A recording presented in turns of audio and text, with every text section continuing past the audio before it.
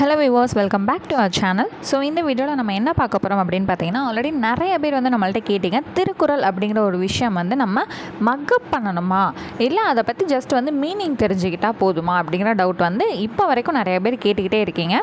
So இப்போது இதை வந்து திருக்குறளோட இன்ட்ரடக்ஷன் கிளாஸாக நான் உங்களுக்கு கொடுத்துட்டு ரெகுலராக வந்து உங்களுக்கு ஒரு அதிகாரம் நான் வந்து நடத்தி கொடுக்குறேன். ஓகேங்களா? ரொம்ப எளிமையான முறையில் எப்படி சொன்னால் புரியுமோ அந்த மாதிரி வந்து நடத்தி கொடுக்குறேன்.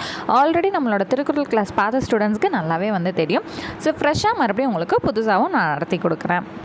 சரி, இப்போ அந்த ஒரு கொஸ்டினுக்கு நம்ம வருவோம். திருக்குறள் மனப்பாடம் பண்ணணுமா, அதாவது இந்த திருக்குறளையே நம்ம மனப்பாடம் பண்ணணுமா, இல்லை இதை படிச்சுட்டு இதோட பொருள் நம்ம வந்து தெரிஞ்சுக்கிட்டால் போதுமானதா அப்படிங்கிறதா நிறைய பேருக்கு இப்போ இருக்கக்கூடிய டவுட்ஸ் இருக்குது இல்லைங்களா? ஆல்ரெடி படிச்சுட்டு இருக்கக்கூடிய ஸ்டூடெண்ட்ஸாக இருக்கட்டும், ஃப்ரெஷ்ஷாக வந்து உள்ளே என்டர் ஆகிறவங்களுக்காக இருக்கட்டும், ஃபஸ்ட்டு வரக்கூடிய முதல் சந்தேகம் இதுதான் இல்லையா? இப்போ இருக்கக்கூடிய சூழ்நிலைக்கு என்ன கேட்டால், டெய்லி ரெண்டு திருக்குறளை வந்து கம்ப்ளீட்டாக மனப்பாடம் பண்ணிடுங்க. ஓகேங்களா? நீங்கள் பொருளை மக்கப் பண்ணுங்கன்னெலாம் சொல்லலை, திருக்குறளை நீங்கள் மக்கப் பண்ணிட்டீங்கனாலே உங்களுக்கு பொருள் ஆட்டோமேட்டிக்காக அதுவாகவே மெமரைஸ் ஆயிடும். திருக்குறள் மெமரி பண்ணுறதுங்கிறது அவ்வளோ பெரிய கஷ்டமான வேலையெல்லாம் கிடையாதுங்க. ஒரு 10 வாட்டி அதை நல்லா வாசிச்சுக்கிட்டே இருந்தீங்கனால, அதாவது சும்மா வந்து என்னமோ ஒரு யோசனையில் இருந்துக்கிட்டு இங்கே வாசிக்கிட்டு இருந்தீங்கன்னா உங்களுக்கு அது மெமரி ஆகாது. சரி, முதல் வரியில் ஒரு 4 வார்த்தை கொடுத்துருக்காங்க, 2வது வரியில் ஒரு 3 வார்த்தை கொடுத்துருக்காங்க. அது என்ன வார்த்தை தான் அப்படிங்கிறத கொஞ்சம் கான்சன்ட்ரேட்டடாக நீங்கள் ரிப்பீட்டடாக வாசிச்சுக்கிட்டே இருந்தீங்கனாலே ஒரு அளவுக்கு 7ல் 5 வார்த்தை உங்களுக்கு ஆட்டோமேட்டிக்காக மெமரி ஆயிருங்க. ஓகேங்களா? மேம் எப்படி மேம் 200 திருக்குறள் மேம் அப்படின்னா, ஏங்க அசால்ட்டாக 200 பாட்டை பாட சொன்னாலும் நீங்களாம் பாடுவீங்க. திருக்குறள் ஒரு குறளையும் 7 வார்த்தை தான் இருக்குது. ஓகேங்களா? ஃபஸ்ட்டு அந்த மைண்ட் செட்டுக்கு வந்து நம்ம வரணும். ஒரு பாட்டை திரும்ப ஒரு 10 வாட்டி கேட்டாலே அந்த பாட்டை 5 நிமிஷத்துக்கு ஃபுல்லாக வந்து நம்ம பாடக்கூடிய கெப்பாசிட்டி இருக்குங்கிறப்ப ஒரு குறளில் 7 வார்த்தை தான் இருக்குது. அந்த 7 வார்த்தையை நம்மளால் படித்து ஒப்பிக்க முடியாதா?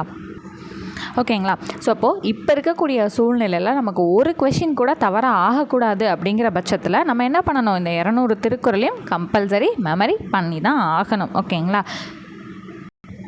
இப்போ இருந்து நீங்கள் படிக்க ஆரம்பிக்கணும் கம்பல்சரி. இப்போ இருக்கக்கூடிய ஒவ்வொரு நாளுமே நமக்கு ப்ரீசியஸான டைம். ஓகேவா? ஸோ நிறைய பேர் வந்து படிச்சுக்கலாங்க, நோட்டிஃபிகேஷன் வரட்டுங்க, இல்லைனா அந்த லாஸ்ட் 6 months தாங்க சூடு பிடிக்கும் அப்போ படிச்சுக்கலாங்க அப்படின்னு நினைக்கிறவங்க கம்பல்சரி இதை படிக்க முடியாது.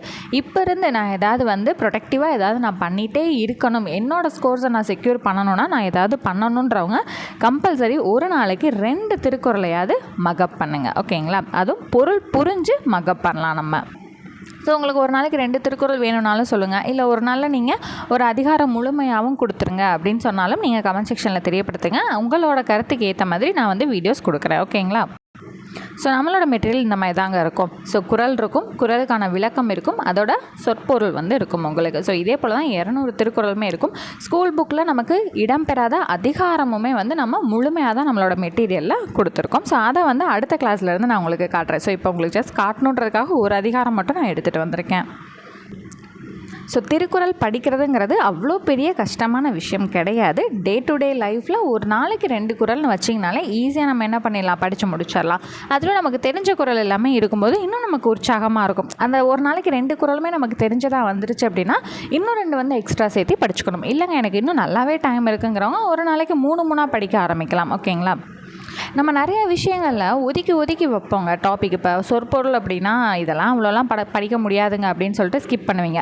ஆனால் அந்த சொல்லும் பொருளும்ல தான் வந்து ஒரு ஹீரோனே நான் சொல்லியிருக்கேன் இல்லைங்களா? யூனிட் 1 and 2 கம்பேர் பண்ணும்போது ஹீரோ அப்படிங்கிறதே வந்து அந்த சொல் பொருள் அப்படிங்கிறத நான் சொல்லியிருக்கேன்.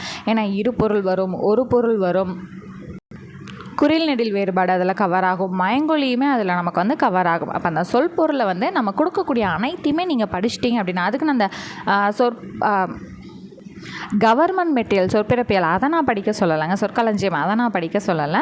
நம்ம ஸ்கூல் புக்கில் இருக்கக்கூடிய 6லேருந்து 12 புதுசு பழசு 2003 எடிஷன் இதை நீங்கள் படிச்சிங்கனாலே உங்களுக்கு 80 to 90% வந்து நமக்கு கவர் ஆகும். அதாவது இப்போ நான் சொன்ன தலைப்புகள் வந்து கவர் ஆகும். ஓகேங்களா? அதே போல் தான் இங்கே இருக்கக்கூடிய 200 திருக்குறள்களை நீங்கள் படிச்சிட்டிங்கன்னா திருக்குறள் அப்படிங்கிற கேட்டகரிக்கு நம்ம பயப்படாமல் எக்ஸாமுக்கு வந்து போகலாம். ஓகேங்களா?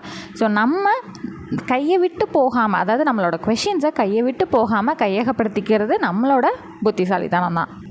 இது எனக்கு பிடிக்கல பெருசாக இருக்குது, அது எனக்கு பிடிக்கல பெருசாக இருக்குது அப்படின்னு சொல்லிட்டு நம்ம ஸ்கிப் பண்ணிகிட்டே இருந்தோம்னு வச்சுக்கோங்களேன். கடைசி 6 மாதத்தில் பார்த்துக்குவோம், கடைசி 3 மாதத்தில் பார்த்துக்குவோம், இந்த மாதிரி விடும்போது ஃபஸ்ட் நம்ம தெரிஞ்ச டாபிக்ஸை நம்ம கம்ப்ளீட் பண்ணிடலாம், இல்லை சின்னதாக இருக்கிறத கம்ப்ளீட் பண்ணிடலான்னு தான் நம்மளோட மூளை சொல்லுமே தவிர இதெல்லாம் முடிக்கணும், இதிலலாம் நம்மளோட மார்க் வந்து தேவை அப்படிங்கிற விஷயத்த அப்போ நம்மளை யோசிக்க விடாது. ஸோ அந்த மாதிரி இருக்கக்கூடிய பெரிய பெரிய விஷயங்களெல்லாம் இப்போ டைம் இருக்கும்போதே நீங்கள் முடிச்சு வச்சுக்கிட்டிங்கன்னா இன்னும் கொஞ்சம் ஈஸியாக இருக்கும். சொல்லப்போனால் மற்றவங்கள விட ஒரு ஸ்டெப் நீங்கள் முன்னாடி இருப்பீங்க. ஓகேங்களா? ஸோ நெக்ஸ்ட் கிளாஸ்லேருந்து உங்களுக்கு நான் திருக்குறள் ஒரு அதிகாரம் முழுமையாக வந்து கொடுக்குறேன். தேங்க்யூ.